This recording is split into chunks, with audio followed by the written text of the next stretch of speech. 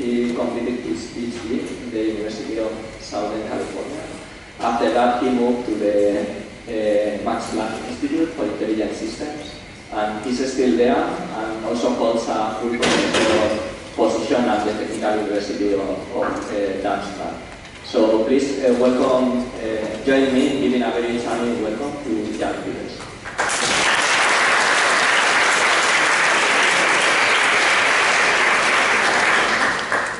Thanks a lot for that kind introduction, and thank you for welcoming me. I'm very happy to be here today.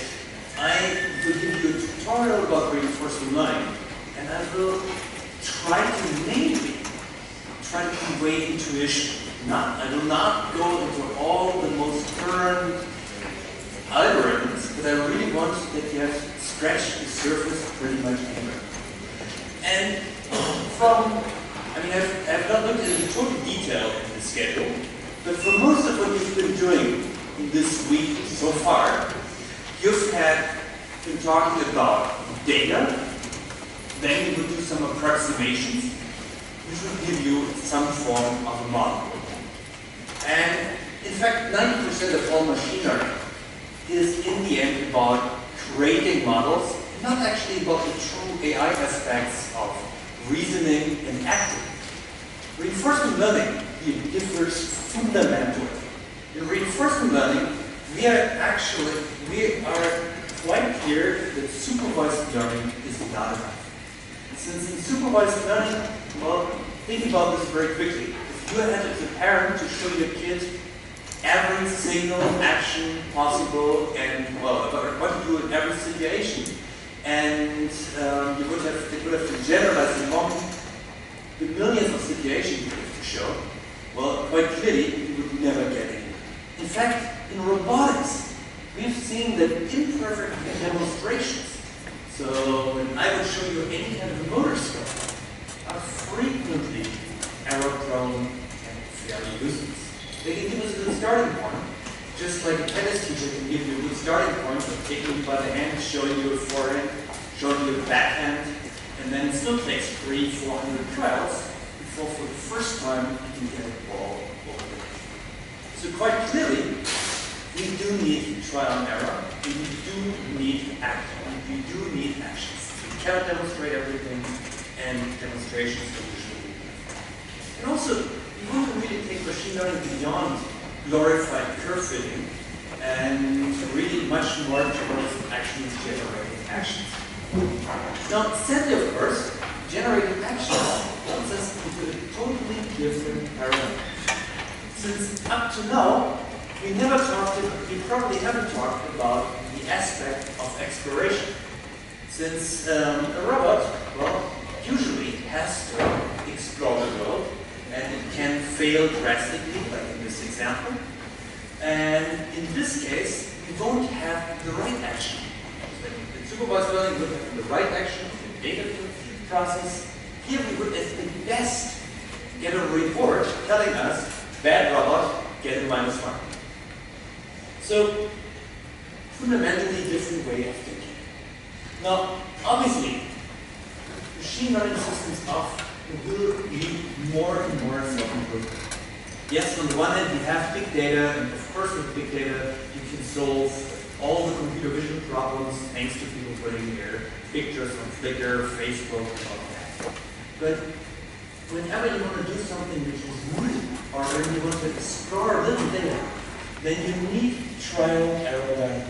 So your system needs to explore, needs to try out new things, and the only thing you want to give it in return is a type of evaluative feedback.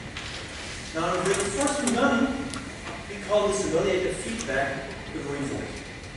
And I should directly say, we are unfortunately not the only community which uses that way of thinking. There's the control community, for example, and there's also a second reinforcement learning community within operations research, and they prefer cost, but cost and reward is obviously equivalent except for a little minus sign. And when you want to maximize rewards, that's obviously the same. Just as a side remark, so that you don't get confused, I will use reward forever. So basically, What we are going to focus on in the next 2-something hours is simply of how can we actually figure out optimal actions that maximize long-term results. And before I go any further, I just want to tell you, guys, at any point with a question, stop me. Don't wait for the breaks or whatever. I think I have sufficient time planned in that we can actually go into questions during the presentation and not go into this one. So let's take now the reinforcement learning. And unlike before, we will not just take data and approximate it by a model, but we will actually suddenly have the next step. And this next step is traditionally that we will have to determine the value of states and actions, and from that, in the end, derive a policy. What is a policy? Well, the policy actually tells us what action to take in particular. In the end, this is the result we would like to have, since that's one thing the system should maintain and provide both as a converged final result, but actually maintain during all of its actions. Now, this view of first approximating a model, then computing a value function, then computing a policy, is actually surprisingly old one. You can find it dated roots back into the 1950s, when people got into, for the first time, trying to understand how to use computers is in order to come up with the optimal decisions. And that's really our starting point, and also for the lecture and for the understanding of things. Subsequently, we will go into the road which Rich Sutton and Andy Bardo opened in the late 1980s, early 1990s, where they basically said, like, well, let's cut out the models. And I will show you some relatively good reasoning of why it actually makes a lot of sense not to learn a model. And they suggested then that we should learn the value function directly from data. Now, why is that advantageous? Well, think about this. If you can do without an additional step in there, directly from data, from a machine learning perspective, that should, in general, be substantially better. In addition to that, you're not limited, of course, by what is analytically possible, since you could be directly operating on samples. And then, in the last third part, we are actually going to take one step further, since in the late around 2000, people noticed that this value function approach, while being super powerful, conversion to optimal solutions, even below the optimal solutions, very frequently had very undesirable behavior, particularly in robotics, where we would have instabilities and sometimes crazy behavior. And for that reason, people actually moved to policy search, where we kept out another step. In this case, directly try to get policy. So let's start now with the first step, the one of optimal control with learned models. And, well, let's illustrate this with a very basic idea. And this very basic idea should be pretty familiar to most of you. Let's say there's a conference, surprisingly, in Madrid. Actually, I've been using this in my classroom forever, and it's accidental. It's really accidental. I've been using that for teaching for 7 years. So this time, the first one is right. You have to leave the board. You're gonna get to Madrid, and well, but you could be in Rome, Berlin, well, actually this is Tübingen, let's say, Paris, or London. And well, you have won this best paper award, and you would like to compute. Now, many of you will directly remember an algorithm from Computer Science 101. Who uses computer science? Right. Who remembers Computer Science 101? Okay, who can name me the algorithm you should remember? Dijkstra. Very good. So yes, we have learned it all under the name Dijkstra's algorithm, but it's actually a special case. And it's a special case of a more general principle. So before we get into this, let's do this once. And here's the graph of all flights. And let's say Berlin was still around, and there were these really cheap flights around, like 4 euros between Paris and Madrid, or 10 euros between Rome and Madrid, and we wanted to compute the optimal policy, the optimal way of learning. And I'm a computer scientist, and now only the computer science 101 book, but the rest of us actually will dig into the literature, and they will find this fine gentleman. Now, this is Richard Bellman. And he had a very interesting, let me quickly leave a historical background. He had a really interesting career, since he was a number theorist originally. And then he got thrown into the Second World War. After the Second World War, he said, like, hey, I actually have seen so many interesting practical problems. Now they have these fancy computers. I want to solve more practical things. And he left Stanford in order to become a professor at USC, and at the same time a researcher at Rank Preparation, which is a think tank in America, which, well, at that point wanted to automate all of the decisions. And he came up with this really with this principle of optimality, which you see on this right side, which I will explain in a second, and used it for pretty much, well, for the rest of his career, I think in the 1980s, for hospital automation, for telling Washington DC what to do, and many other things. Now, what his principle of optimality states is that an optimal sequence of controls in a multi-stage optimization problem has the property that whatever the initial state controls are, the remaining controls must constitute an optimal sequence of decisions for the remaining problem with stage and state resulting from previous controls was considered as initial conditions. Now, this sounds really, really long, but it's actually surprisingly simple what it says. It basically says, decompose your problem, and if you do the decision for the next day, put it as a solved problem on a stack, then basically you can build the solution for a 2-day horizon based on that solution, 3-day horizon based on the again prior solutions. You're basically going backwards in time, or backwards in the stages, or backwards in the states. Now, Bellman called this dynamic programming. That name should puzzle you a bit, since programming back in the 1950s had a very different meaning of what it is today. Programming back then actually meant adjusting military equipment. And the idea of making optimization programming back then was mainly because they just solved very complex, they had to solve equations with a drag, all kinds of stuff in order to get their guns right. And Bellman actually wanted to initially sell this as the theory of optimal actions. But back then they had a very Trump-like minister of science in the United States who hated everything which had to do with science. And that's why Bellman called it programming, so that that guy would remember, oh, this is something to do with military. And dynamics, so that it wouldn't be like the typical military guys who are normally very passive, kind of dumb. So the dynamic would make them appear very modern at the same time. This is actually the reasoning you can find in Bellman's autobiography. So this is one of the reasons why we call optimization very frequently programming today. Totally different. Okay. Right, let's take on this principle of optimality. And, well, what Bellman just suggested for us is that we create a table with the states on one side, and then we basically put in the time horizon, how many, on what day am I?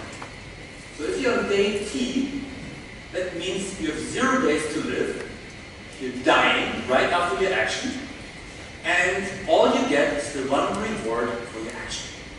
So let's say you were in London and you have 0 days to live. Well, you probably don't want to take a flight on that last day of your life. You much rather want to go and, I don't know, have tea with the Queen for €0. Or if you're in Berlin, you probably want to go out partying. In Rome, you want to see the Colosseum. Well, in Paris, definitely good wine on the Eiffel Tower. But if you're in Madrid, well, you come here and pick up the best paper. So, very clear what an optimal policy is, right? Now, what happens if you have one more day to live? Well, turns out that in that case, you can take a flight. So, if you're in Rome, well, you want to spend your $10 in order to make it to Madrid, $4 from Paris, 35 from London, and only in Berlin you would keep on partying. All other cases you would be in Madrid until even the last day of your life. So quite clearly, we can reflect this in the value of the states if we have one more day to live. Now this also means give the optimal actions, and these are the arrows of how we would transfer to the next place. So only in Berlin or in Madrid we would stay in this place. And we can do this again. And once again, this case we have only one big change. And this one big change is, well, it suddenly makes sense. Well, let's not only party in Berlin, let's actually fly to Madrid, go to this conference, pick up this award, and have a good time. Now, one big additional change that happens, and that is suddenly, this is the part about Berlin. So from Berlin, you would now go via Paris, and Rome, you would enter. And, well, you do this frequently enough, you recognize at some point you converge, and there will be no longer changes. But the interesting part, there's really two interesting things here. What is optimal, obviously, changes with the horizon. And if you go far enough back, if your t is big enough, then it actually doesn't matter anymore what your current time state is. When you think about this, this is something you've very actively already seen in your own decisions. Like, who of you has been a smoker in his or her teens? Oh, so few. Well, that's fantastic. You guys had a way better starting policy. But many of us do very stupid things in our teens, like, I don't know, smoking, drunk driving, other stupid things, boy or girlfriends they would have probably never seen. These things are actually there for a good reason. Because when we are young, we actually, when we are about 15, we think we live forever. And then suddenly, well, comes real life, and we recognize our horizon is very limited. And our policy becomes highly time variant. And you do very, very different decisions once you recognize that you are halfway and your horizon is very foreseeable. So, quite clearly, this long-term planning, if you all would live infinitely, you would probably end up like in Oscar Wilde's book, because our policies would be very different. Now let's take this optimum policy and formalize it right. So what is it actually that we have solved here? Now what we have solved here, people already, as far back now as the 1960s, called the Markov precision problem or Markov precision process. We have a state space, where in this case our states were the cities. We have an action space, where our actions were, well, what flight would I be taking or would I be staying in the town? We have transition dynamics. Now in this case our transition dynamics were totally deterministic. If we boarded the flight, we would arrive. We have not included into this model the probability of us dying on the plane due to pilot error, I don't know, getting hijacked to Cuba isn't a function in there either. So there's we have basically so far deterministic transition dynamics. And then finally, well, we have the reward function, well, that we would get for staying in Madrid, for example, $1,000 one time, for the flights, the different prices, and well, staying in the other cities we would get absolute zero. Now the last part I've added here, that's something which many people leave away. But we also should not assume initial state distribution. Now that's something which the operations research people, for example, never did. And that's something which was missing from Rich Sutton's book. But it's actually quite crucial, because in the moment where you do approximations later, you of course depend on your state distribution. And when your state distribution is different, then you would get a different approximation. And that is at the moment completely, that is from the standard literature quite frequent. Now most importantly, nearly all of the time, we assume the Markov property in reinforcement learning. There is some work beyond that, but it's more or less the exception. And the Markov property basically says that the probability of ending up at time step t plus 1 in this state s t plus 1, given our complete sequence of state, last action, the last before last action, and so on, can be boiled down on just the probability of the next state given the current state of the current action. And so this is most algorithms assume. There are very, very few which actually generalize beyond that. And well, that's a very common assumption. Questions, guys? Everything clear so far? Yes, sir.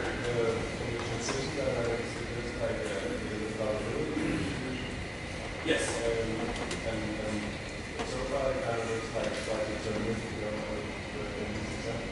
Yes, so the example which I've chosen here was completely deterministic. Okay, so that you guys would see this direct bridge to Dijkstra. Obviously, in our deterministic example, here we find some chart. We would basically say that the probability of getting to the next state given the next action, well, that's was in this case 0 if the deterministic transition dynamics was not fulfilled, and 1 for S prime state. But most of the times this is not the case. And in this case, Dijkstra's algorithm isn't so straightforward anymore. But let's put it this way. In this case, we're deviating from Dijkstra's algorithm, we're directly at dynamic programming. We're then moving, well, Dijkstra's algorithm, we would have been always using these deterministic transitions like here, and we would be moving in that case to expectations. And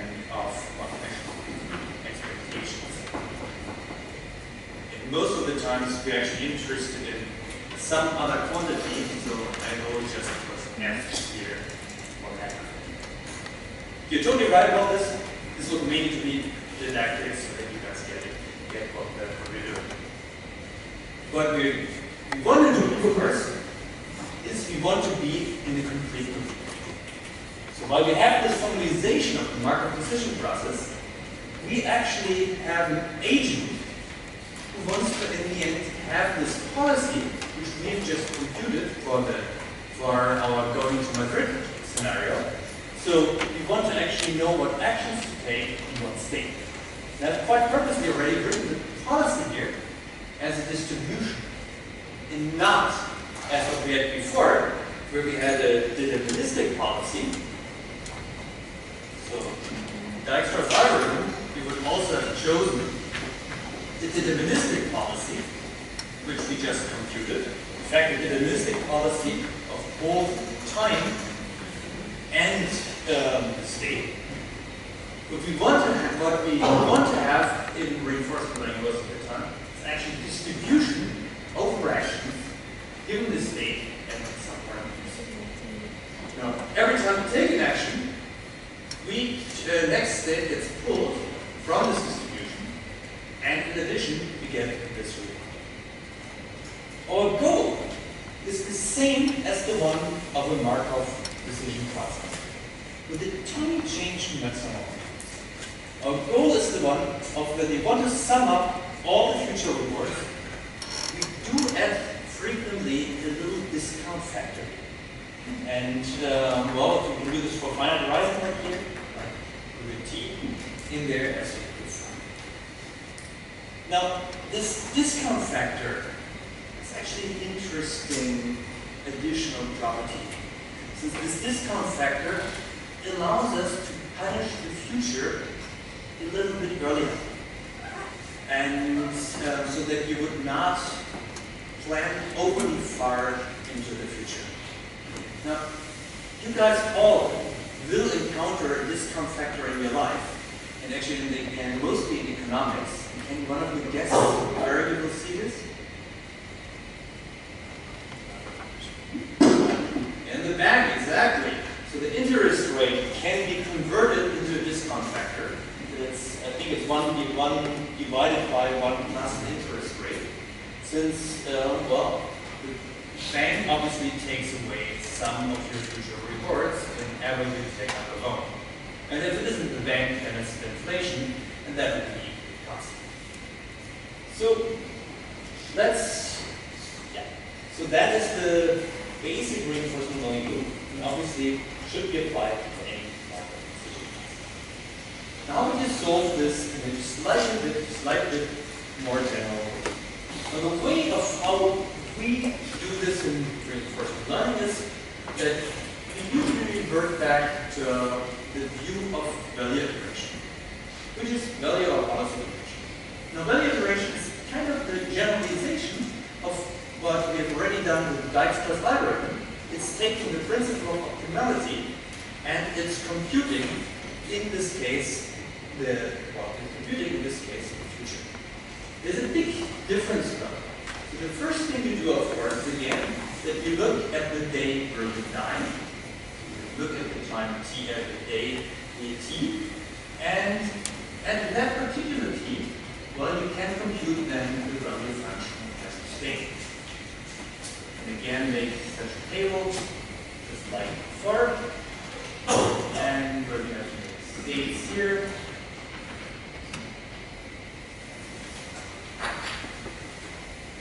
And you would have this table, and in here you can now insert the value time t was state 1, the value of state n at time t. This would be for the final state, and most people for the final state then algorithmically just say, well, the final state should just be the reward, or the terminal reward, they like to call it, at this particular state at time t. If you have an additional action in there, well, that would lead to a max. Now you're going back to 1 day earlier. So Q, T, is this big enough for you to all see? Also with the camera? Okay, great. So in this case, we want to compute now, not just for the time before we did, the day before we died. We want to compute not just the value of the state, but first the value of the state and action. As long as we were in Dijkstra's world, this just meant, well, just fill in the actions, and you would have a deterministic process. If you actually write back to your question, we of course want to use now expectation here.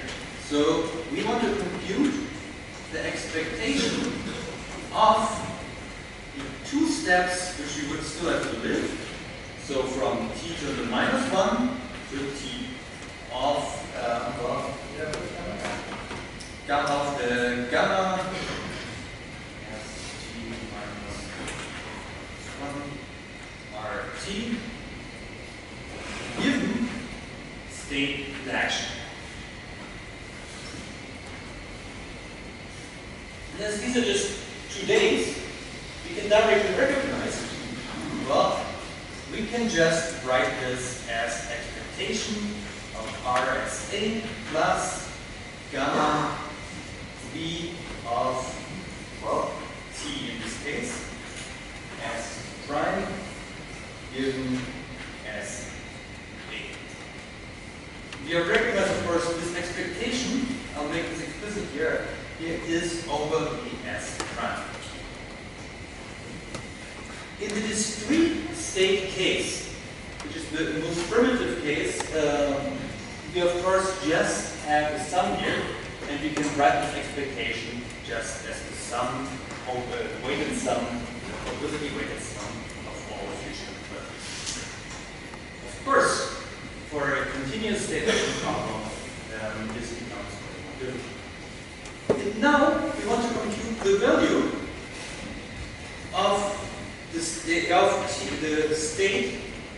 S at time t minus 1, but for the optimal action. And this we do by, well, obviously, going over all the actions, finding the maximum of the state action or function of S and A. So, again, for the discrete case, super simple. We just do a for loop of all actions, and we can actually find the optimal A, and at the same time, the optimal. Now we've recognized something. Do you have actually, by the way, different colors? No? Okay. Then let's do this with one color. So now we recognize one very important part. We can actually replace this t minus 1 here by, well, just putting, let's call it tau, and we replace it here by tau. We put in here tau, and we suddenly put in here tau, and we put in here tau. We suddenly recognize, oh, we will have to do this all time steps going back up to the day early. We would have the optimal value of every state we could potentially encounter in our life. Obviously, these are exponentially many, and we can never fill this table unless we're living in a very simple world. But it gives us now completely this algorithm which we have here on the slide. First, we're filling the values for the reports, and then we're going backwards in time. Always computing the optimal state action values, given that on the next state it will be optimal, and then we take the optimal decision for that particular task. And at the very end, well, we can quickly compute the optimal deterministic policy for our particular system. Quite wonderful, right? Have you solved everything? Well, probably not, right? We don't have all the rewards for all the state action pairs a priori, and, well, we probably don't have these condition probabilities a priori. But let's for the moment just say. So, now we basically, so has everybody gotten this intuition so far? Yes, sir.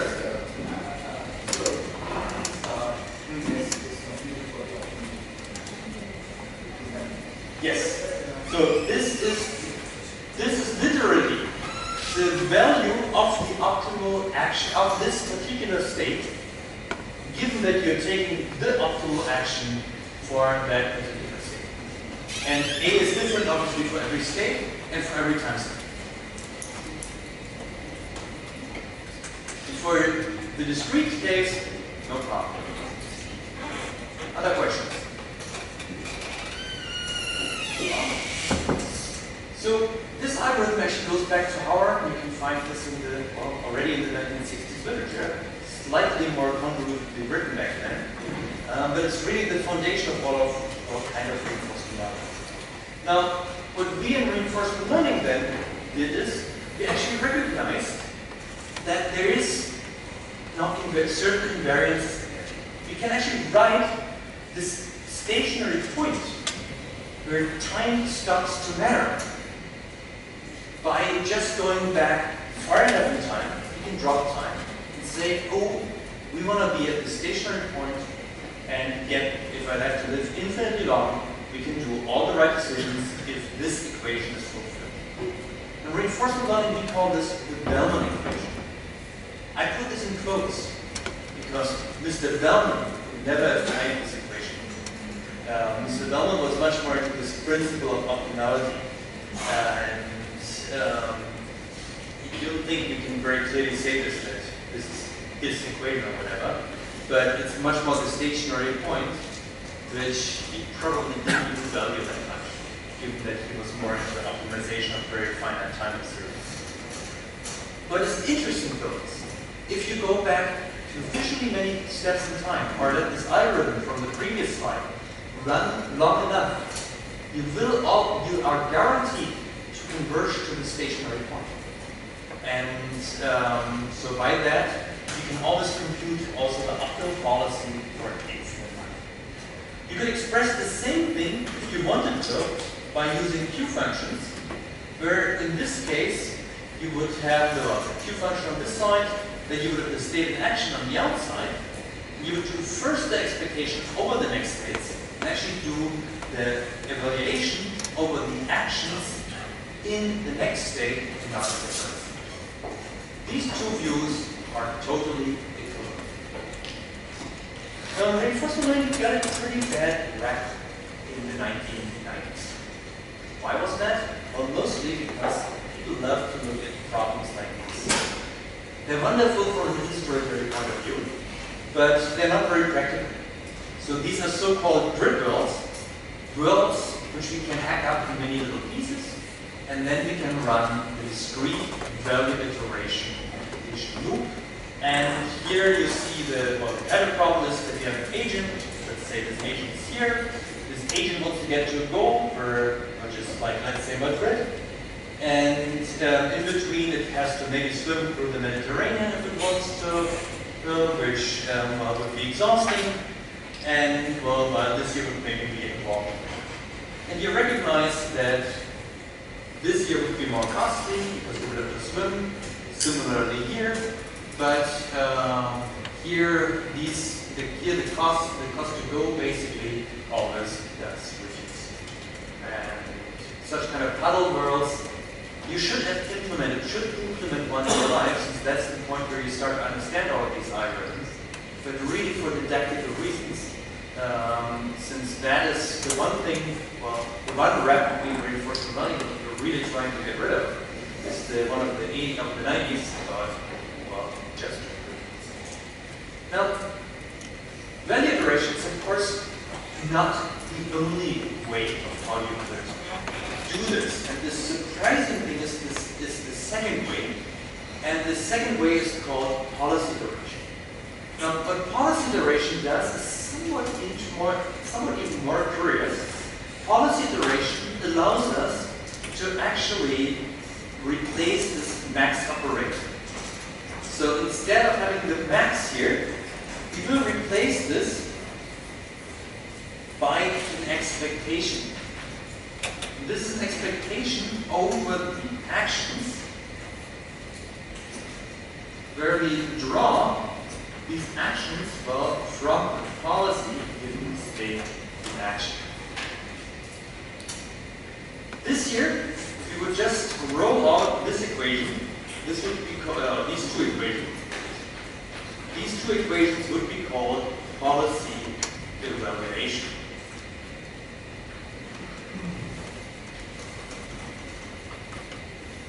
Now, this would only tell us, for a given policy, how good this policy is in a particular state if we have now this distribution over the A's.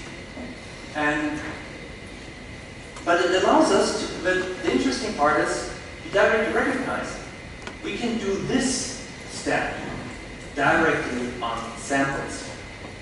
And if you have additionally the step called policy improvement,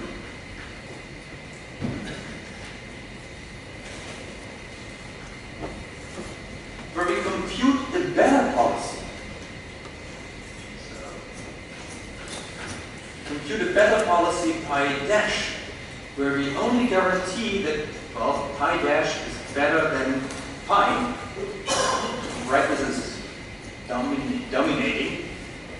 And in this case, we will at some point get to a good policy, and for the discrete state, for the discrete case, we could even make up that the next policy could be the deterministic one always, could be the deterministic optimal one, and where this always becomes the argmax over the Q S A. So the key difference is, but for value iteration, we were going backwards in time until the day where we were born, or where it didn't matter anymore how many years you had to live. For policy iteration, where we would say the max operator is very expensive, well, we would, for example, say, well, we could evaluate the policy by creating, well, many twin brothers and send them into the world, evaluate each of them, and then at some point we know the value of their policy, then we compute a new policy and send, well, create new twin brothers, send them out into the world, and well, keep improving over many generations. But your first reaction, gut reaction should be like mine back when I read this algorithm. Are you guys, well, you would probably think of, well, this has got to be super inefficient. Since, well, it is of course super inefficient when your max operator is cheap, but surprisingly, this is not generally true. This kind of policy about the iteration actually converges after very, very few policy improvement steps. So if you do more than 100 of policy improvement steps, it's very rare that it hasn't converged in that case, if that policy evaluation step hasn't converged. And that's actually one of the big mysteries still, and it's a mystery since the 1960s. It's, why this is the case, and well, the cool part is this can of course be done sample-based, so it opens a lot of ways to the next couple of lecture or part of the lecture. Questions, guys?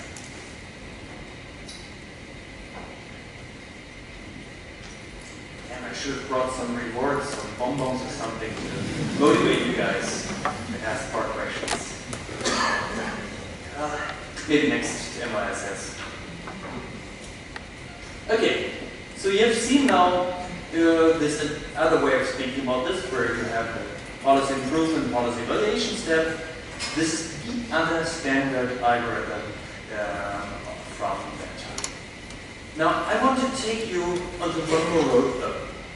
And this one more road, I find actually very much more appealing, because discrete problems, well, they of course, they're nicely implementable on the computer, but they are actually fairly, well, they require that we can discretize.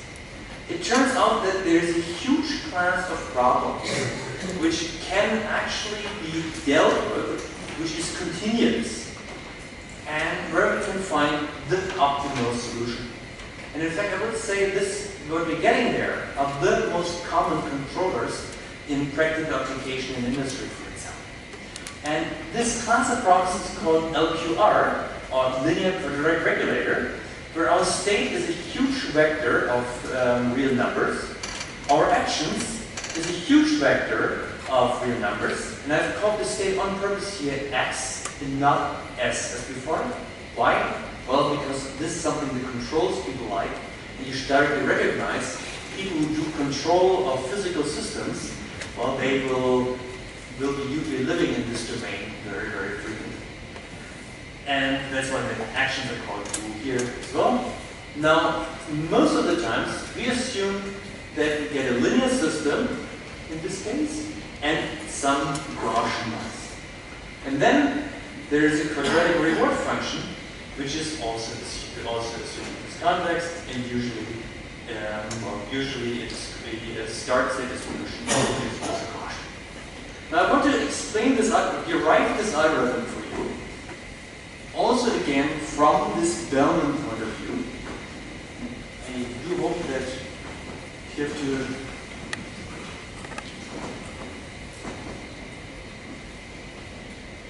so, in this case again, well, in this case we would have the reward, state and action, and this reward this reward, I'll write it now in state action for the heck of it.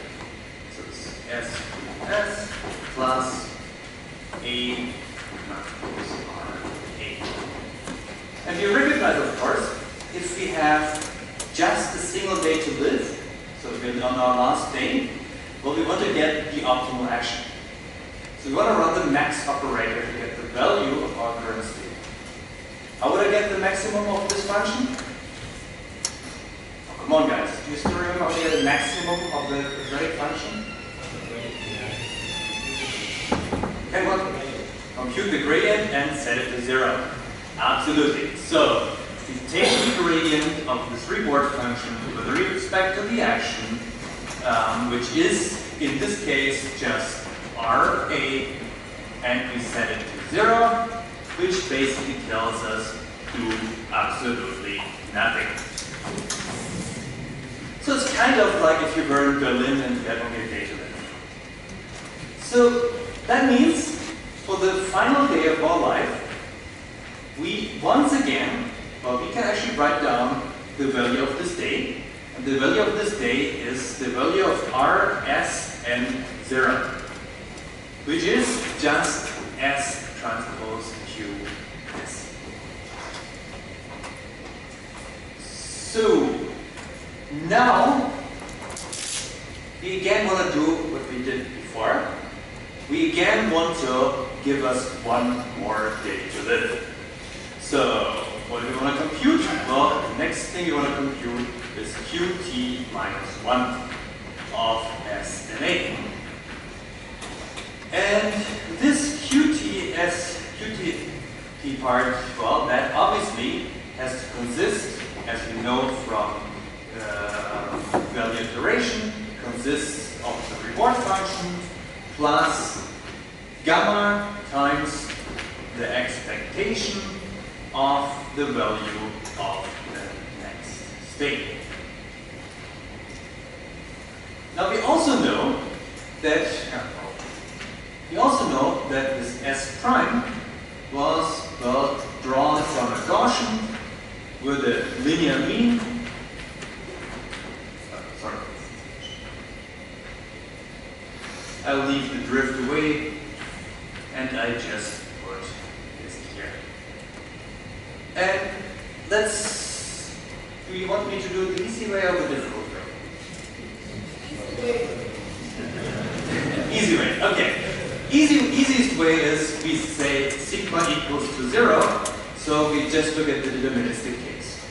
It actually doesn't add much, it's just a constant term it adds that we have to then do the Gaussian, we have to use Gaussians then, while in the other case we just use linear systems.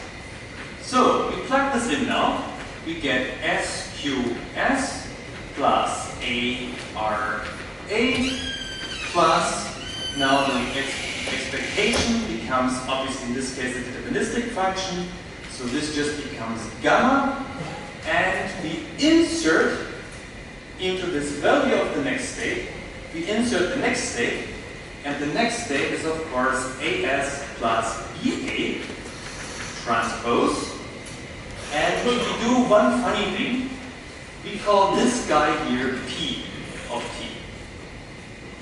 I've just renamed it, okay? This is nothing new, this is just the same thing. We just called it P of T. You will see the second one.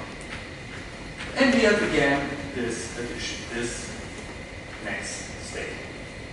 And now what you have recognized is, well, we are actually remaining in a quadratic function. So once again, we do what you find in students have said in the first row. We want to find the optimal action now in order to get the V function. And well, in order to get this, we first we have to find the maximum of this. So we basically take the derivative with respect to A of Qt minus 1 SA. And this, in this case, well, eliminates again this part. It also eliminates this times this times this, but it does not eliminate all the other ones. So what do we get? We get RA still, it's obvious. We get, gamma AS plus A transpose PT, and we take the derivative of this guy, so we are left with B. And we set this to 0, which means we suddenly recognize that, I should have done this the other way around, damn it. Okay, it's the same equation.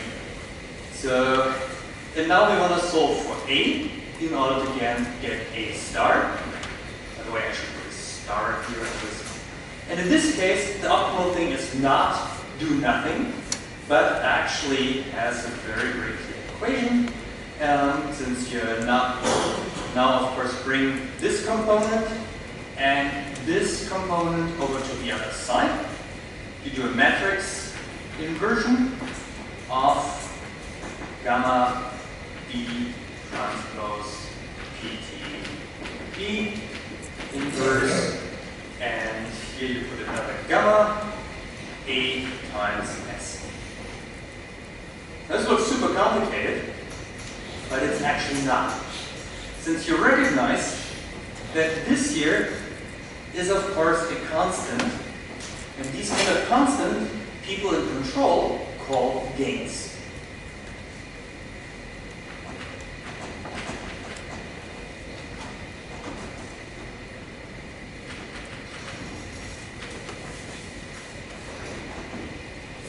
So wonderful. Now we have an optimal policy for every state for a given particular time step, but for the one day-to-live case. But when we see this, we recognize we are linear here again. So when we plug this in, we are again getting a quadratic form. So things remain quadratic. So the value of t minus 1 actually remains quadratic. So we can write pt minus 1, and we see that when you would insert this k now, you would actually get directly a recursion, and this recursion is sq plus k transpose rk plus gamma a plus b k p a plus b k times s. I put the sugar for the p's.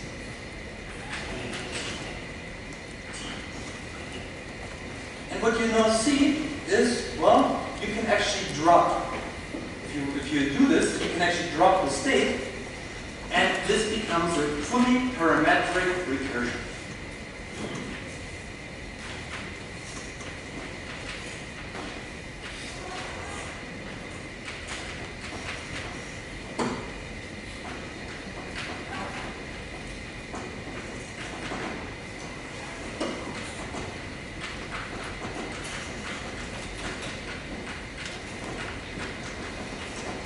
Where there's no notion of state in there, and you can actually compute now the optimal value and the optimal state is directly in a parametric form.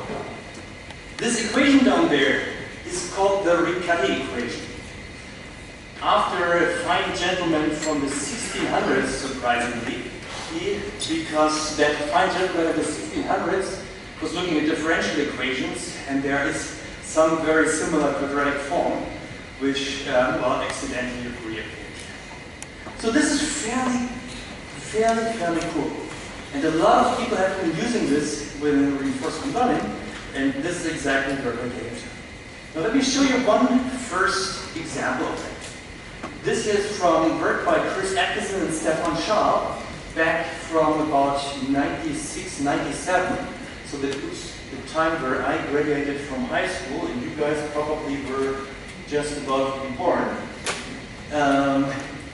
So what they did is they took these two markers and used these as, each of them as a 3D position, put them into, well, as a state.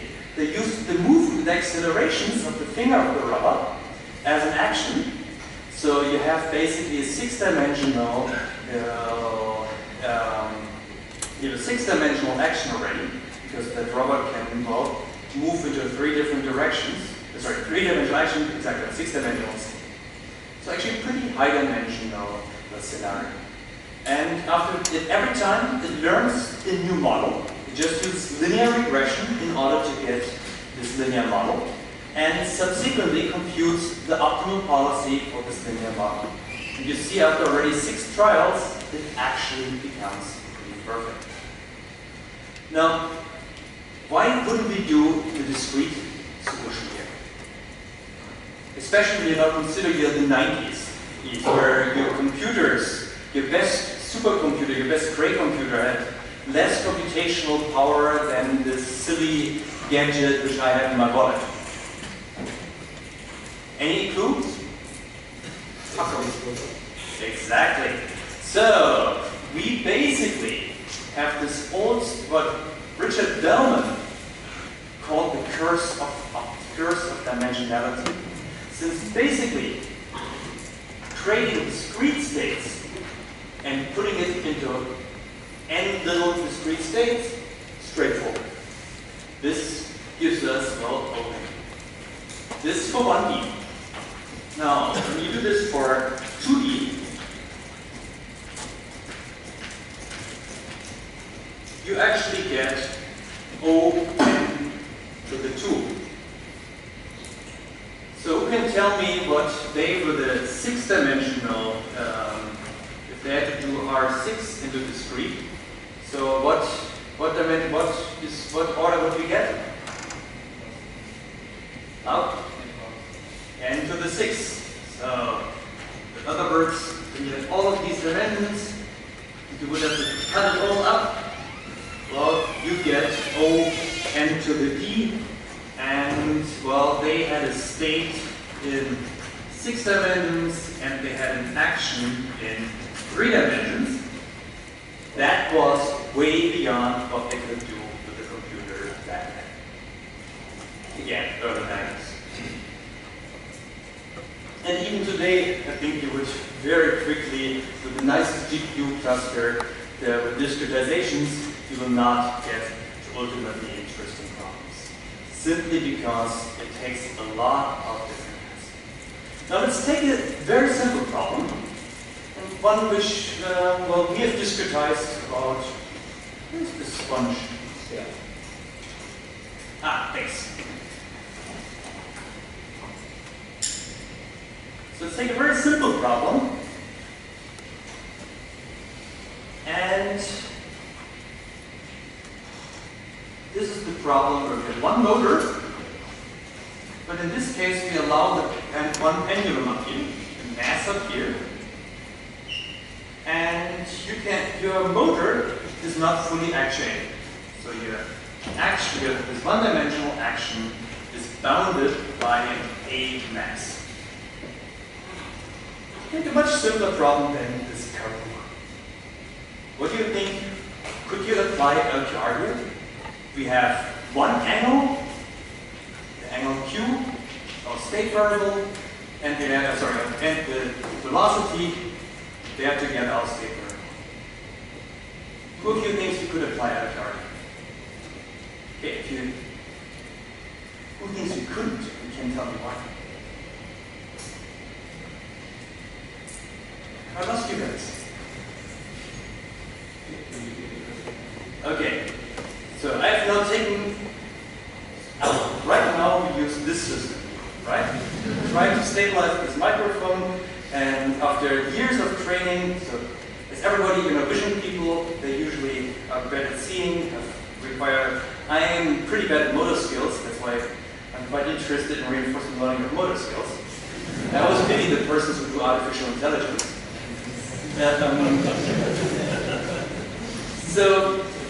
But basically this part you could do nicely using LQR.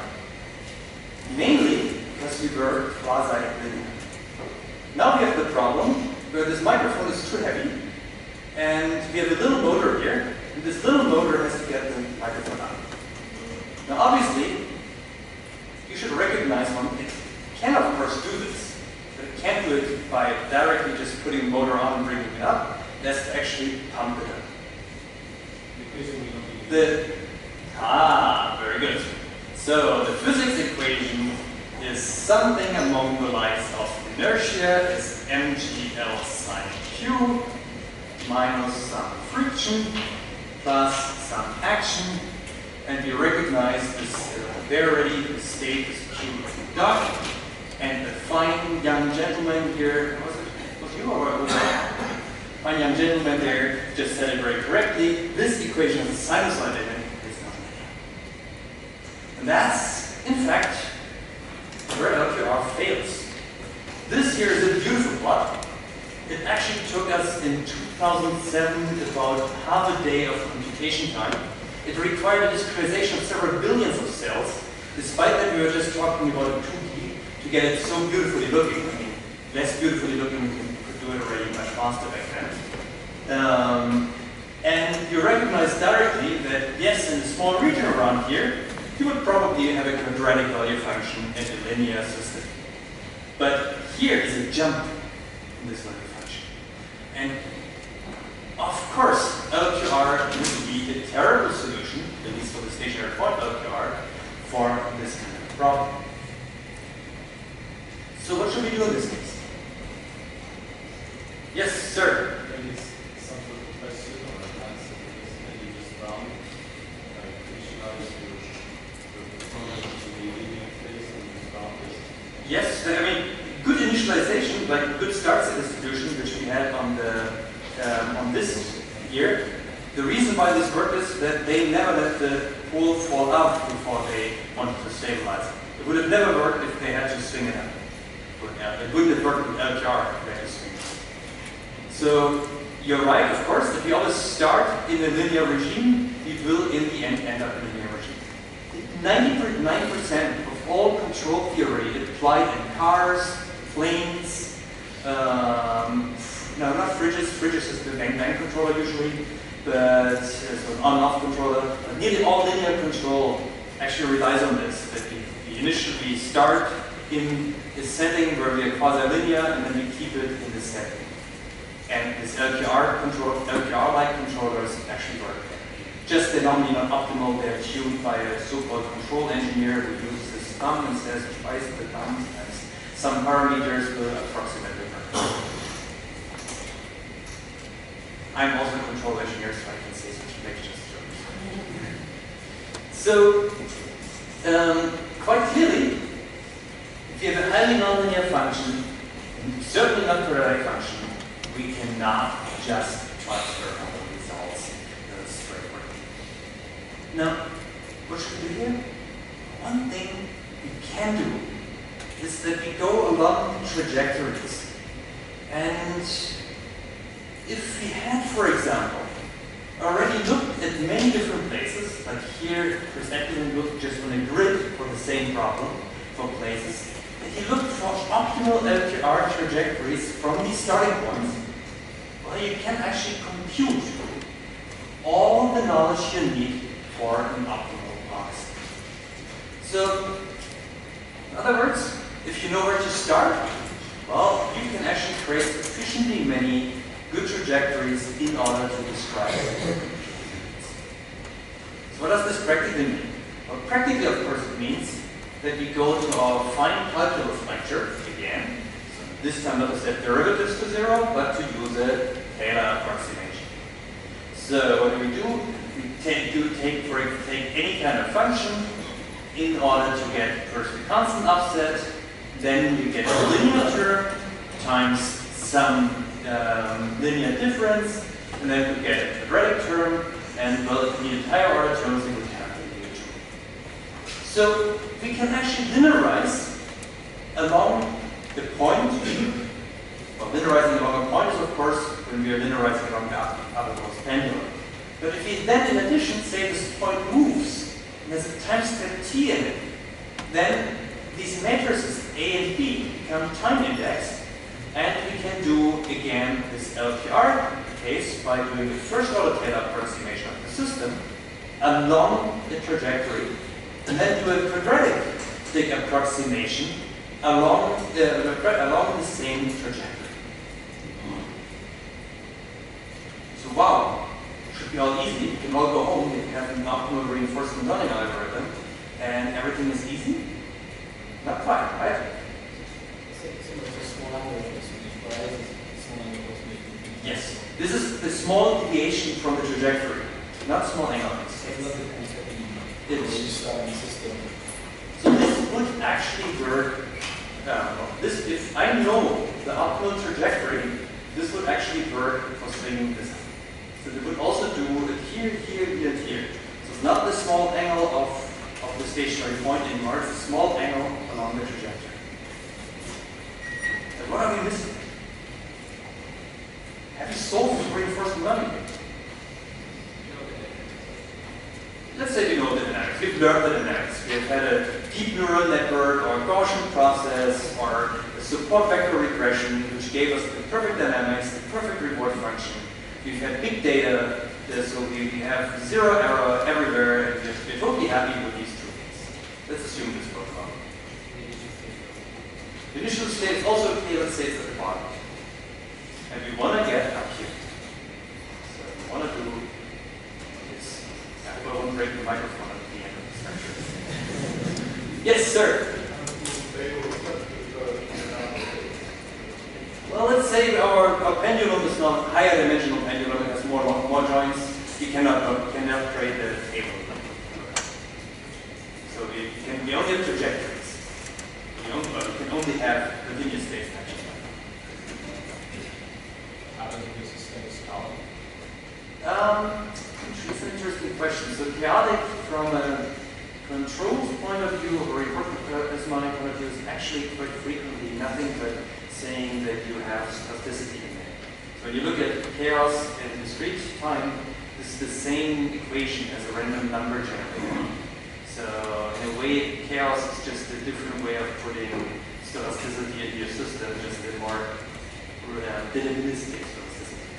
In fact, one of the most breakthrough reinforcement learning papers of Andrew Ng was the Pegasus algorithm, which when you tear away all the math and all the VC bounds, actually just becomes reset your random generator after so many trials, and then you can actually do treat your non-linear stochastic problem like the deterministic one and still get a solution to a certain problem.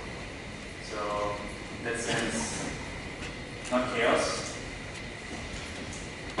Look very carefully at this space. You don't know what you see here? Well, where does this optimal point, these optimal trajectories come from? We can only, when we linearize, give a chicken egg problem. When we are close to an optimal trajectory, we can obviously find now with these approximations all the optimal actions. But if I'm very far away from an optimal trajectory, I don't know anything. So I either have to have a nearly optimal trajectory in order to get an optimal one, and so I have a chicken and egg problem.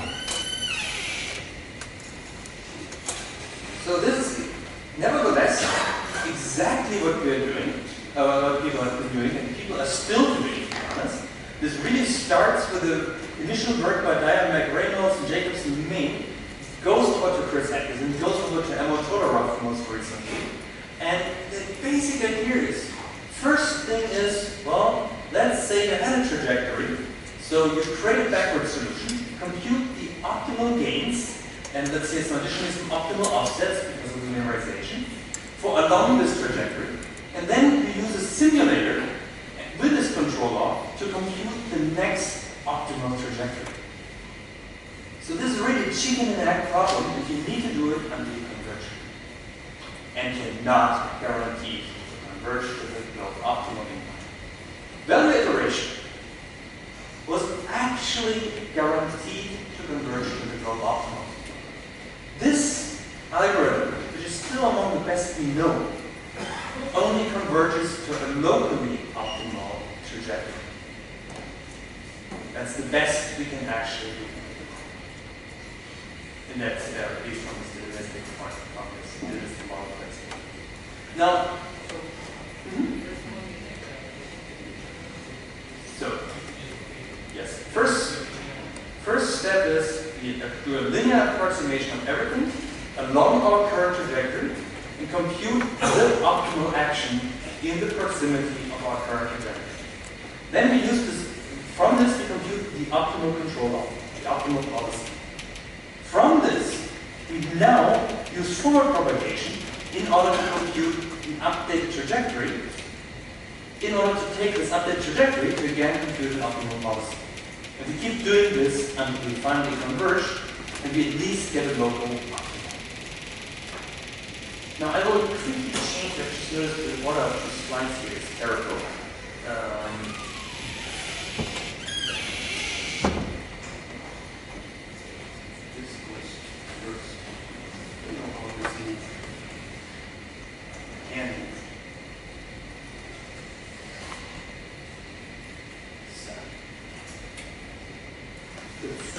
First time people use this in some interesting problem was actually Chris Atkinson again.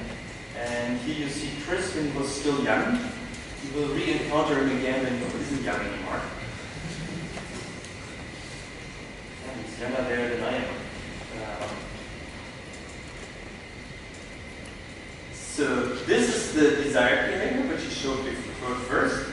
And now he shows how the robot tries to actually bring up the pendulum, and again it requires many trials. Again, this is the 90s, so it always had to compute 3 days before it got a solution. I think it was literally 3 days, it showed me at some point. And you see how it improves and gets a good solution. What's even cool, if you punish the actions a bit more, you can actually force the system to learn more complex solutions. So you can let it either learn how to do, if you punish the system very little, you can teach it to do just a single pump up, while if you punish the actions more, you can make it do multiple pump ups in order to. Now this is a very practical problem. In reinforcement learning, they also have turned it into the mountain car problem. One problem which is, well, as a PhD student in Los Angeles with a cheap car, which I noticed many times, anytime my car wouldn't start, and I had to actually get it out off the street. You would have to push it forward, run around, push it to the other side, until you finally have enough energy in it so that you can actually get it to the curb and wait for the AAA guy. Yes, sir.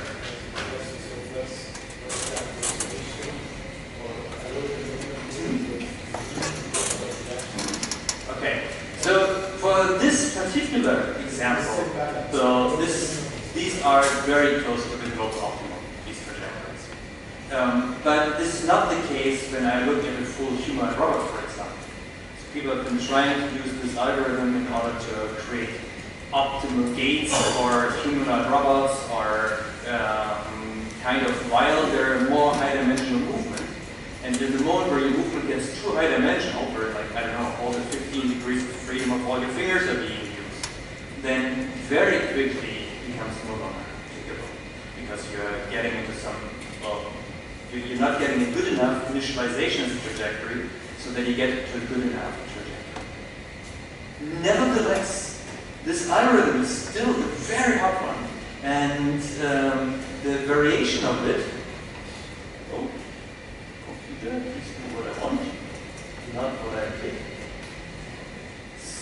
This here is actually a very recent paper by Emil Todorov and Yuval Tessa, who have created a version of this differential algorithm called ILQG. And here you see the kind of things you can do when you do a few approximations and a few smart decisions on your actions. I mean, obviously you can get to the acrobat, which is 1 degree of freedom more than Chris had, and do such kind of a swing up. You can do all kinds of jumping behavior. If you turn the controller off, of course, this is a completely useless part. You can teach it to do pretty crazy things. So you saw the desired trajectory, the optimal trajectory pre-computed. can learn as a policy. You can add wind to it, to add stochasticity. And you can even destabilize it in the precursors. Then they've tried this on all kinds of swimmers.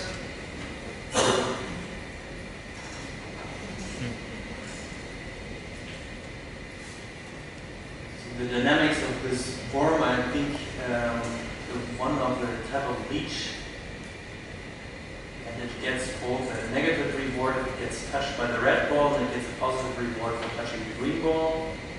And you notice how it follows the green ball over fairly long distances. The blue thing is this desired trajectory, which it would also which it pre-computes and this then uses for creating optimal actions. And of course, this has been pre-running many times beforehand. And even when you use an evil human to do things to the simulated robot, you can actually get fairly cool recovery behaviors. Yeah, I think I should let this play out since they're kind of fun on there.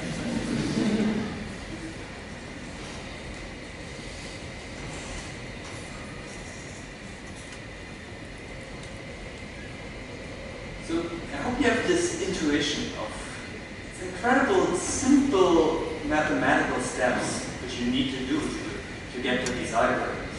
And the tricks, of course, in the details of making things work. And just like you need to, at one point in your life, you should implement a grid world and implement value and policy iteration. In the same way, you should once in your life implement differential dynamic programming and RQR, just so that you really get the feeling of what it means to apply these things practically.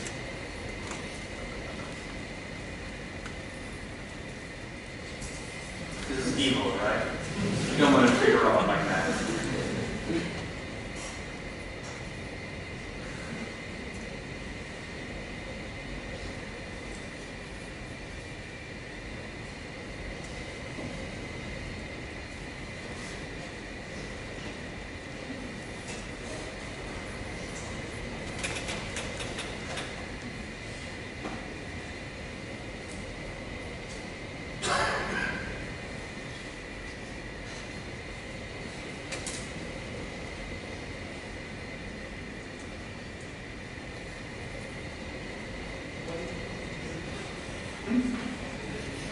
I think that's the video.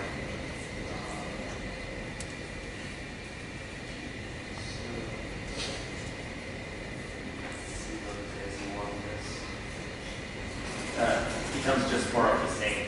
I think we can now move on. There was a question with you, right? Oh, Stefan, yes.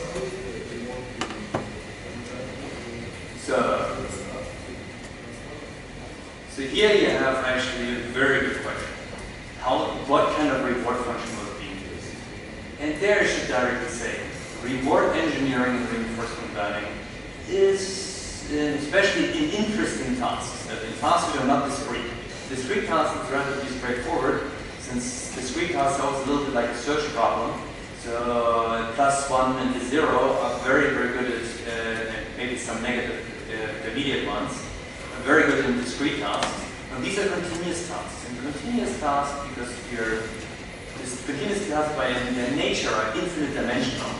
So finding a good reward function is actually fairly hard. You don't just want to give it a 1-0 reward, but you really want to give it a thing which makes sense. Like, something either related to the squared motor commands as a measure of the amount of energy which you're putting into the system, something which, so that you save the system from crazy actions. It's very simple to create crazy actions. And so for crazy actions, the best example is driving. If I was asking you I was giving you the policy of you get here Porsche or Tesla or whatever kind of favorite car you like, and I asked you to get to Madrid as fast as you can, what would be the optimal policy?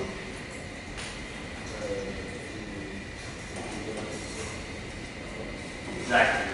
Press down the gas pedal with a full speed like this, and keep it down, ignore the cuffs, and then finally when you see the center of Madrid, you take the other foot and you put it down on the brake and you stop right there. A terrible policy in practice, not only because of the cuffs, but also because you're most likely gonna die. And in addition to that, you're probably killing the environment. And for not killing the environment, we usually add, not dying, we add disparate motor commands, hence in continuous tasks or something like disparate motor commands in order to touch time. So, but then it becomes more complicated. And it's actually hard to figure out what are the right terms then for the state punishment. Every one of these examples is a different state punishment. And it was chosen in order to describe the task. Around this, there's a whole science. Interestingly, not in machine learning at all, but in neuroscience and in psychology, where people try to figure out the reward functions underlying human behavior. And in neuroscience, for example, the arm movements have been studied for decades, starting with Neville Hogan and Tamara Flesch, who claimed that humans minimize the jerk, so the derivative of the acceleration, or the square jerk to be precise, under goal achievement. And then later, Cavado, Suzuki, and so on, they showed that it's much closer to a minimum torque change to be minimized under goal achievement. And these days, the consensus, thanks to Daniel Wolper, appears to be that humans are actually minimizing some form of a stochastic endpoint variance instead. And under multiplicative noise. Same thing in locomotion. Locomotion is actually even cooler. In locomotion, you can use methods like this DDP optimal control way of computing optimal trajectories to show that we humans minimize metabolic energy. And what's metabolic energy? Well, that is you take the oxygen, which humans take in, which directly correlates to how much energy we burn while the human is running. And you can show that the walking, running, and intermediate gait, walking, running, and jogging gaits, that each of them is optimal and that we're transitioning between these gaits in order to be energy optimal. So, where these constructions come from is still to some extent quite a miracle, and we have a lot to learn there. And there's a whole field, of course, in imitation learning, which I'm not touching today, which is called inverse reinforcement learning, where we actually look at a human teacher and we try to figure out what were the reward functions of the human teacher, and then use a reinforcement learning algorithm to validate whether the guest reward functions were. So I gave you way more than an answer than you wanted. There was another question. Yes, sir. So some videos where you have like the car driving, I guess the car covering is a bigger one on right? So What car? In many cases, you can find you can always define a reward function which describes your goal. Just sometimes it can be very, very hard to work with it too. I also have like a supervised human figure. Yes. And learn the reward function.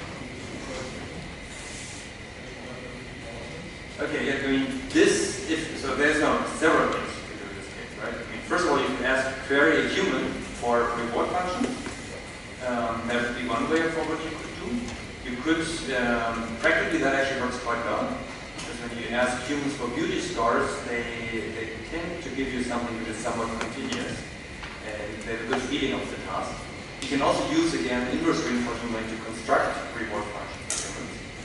And for many tasks, it's much easier to learn a reward function from the teacher than to actually directly do regression on the human's actions and learn the policy from the human. So the latter approach we call behavioral cloning, and you will see one application of that and how terrible that can be, but that's in the very late part. Okay. Any further questions? Alrighty, then let's complete this part here. So, fantastic. Optimal control policies, we can get them. We all can go home now and build our intelligent robots and retire. Fortunately not. Here's a huge catch. We have exactly solved 2.5 cases. One case, the case of discrete systems, where we could discretize the world, but from my perspective, the world is never discrete. Or if it is discrete, it would be so high dimensional that we can't work with it anyways. Then we have, and it's actually particularly terrible when you're partially observable discrete. So that's so-called POMDPs, which you may have heard, partially observable market precision processes, where you basically have a probability of being in each discrete state. In the moment where you do this, 3 or 4 state problems can become very, very hard to solve. And there are 80 state problems where no known algorithm can even, not even any approximate algorithm can beat a human being. And very, very simple tasks, in fact. So humans are actually still better than computers when it comes to partially observable discrete problems with very, very few states. Then, but that's of course because a partially observable problem, the real state is continuous, since it's the estimate of whether you are in a discrete state or not. So the probability of being in state 1 is suddenly your true state. And the humans are just much better at dealing with such problems. The only problem where we even know where we are really happy with is actually the linear quadratic regulator, where we actually can do perfectly, even for partial observability. Since when you have partial observability, you could put in the Kalman filter, and together with the Kalman filter, you can still compute the optimal solution. Which is exactly the reason why in so many practical applications, people are so successful by hand tuning, and at the same time you can compute the optimal solution. But as you've seen before, the world is not linear. If the world was linear, well, the engineers would have solved everything and there was no need for us machine learners. So, classical engineers, also machine learning engineers. And then you saw this case of optimizing a longer trajectory, where finding an initial trajectory is unfortunately the bottleneck.